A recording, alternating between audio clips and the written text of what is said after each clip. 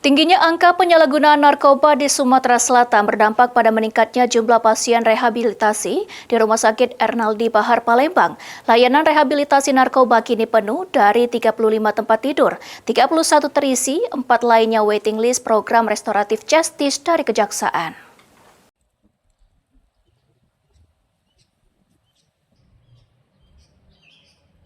Rumah Sakit Ernaldi Bahar Palembang menjadi salah satu rumah sakit rujukan utama bagi pasien rehabilitasi narkoba di Sumatera Selatan.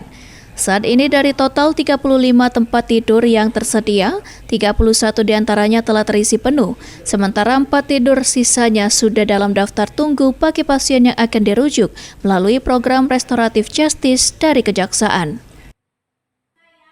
Kepala Rehabilitasi Rawat Inap Nabza Rumah Sakit Ernaldi Bahar Kurnia Aini mengatakan, peningkatan jumlah pasien terjadi sejak tahun lalu. Jika sebelumnya hanya 20 tempat tidur yang terisi penuh, tahun ini pihak rumah sakit menambah kapasitas menjadi 35 tempat tidur. Seiring meningkatnya jumlah pasien, manajemen rumah sakit kembali melakukan renovasi untuk menambah total kapasitas hingga 50 tempat tidur.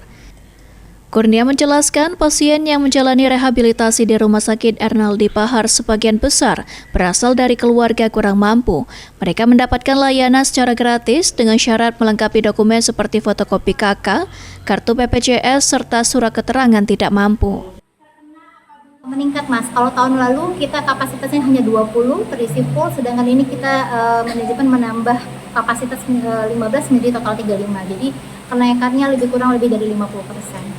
Untuk lonjakan angka pengguna Nabza ini, salah satunya kita selain menambah kapasitas dari 20 awalnya menjadi 35, dan sekarang ini lagi proses renovasi yang sedang berjalan untuk menambah kapasitas tempat tidur lebih kurang 50 sampai dengan 55 tempat tidur.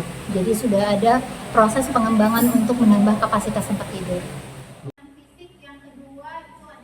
Ditambahkan Kurnia, pasien biasanya menjalani perawatan selama 3 bulan. Sebelum pulang, pihak rumah sakit memberikan edukasi kepada keluarga pasien agar melanjutkan rehabilitasi rawat jalan di Polinapsa.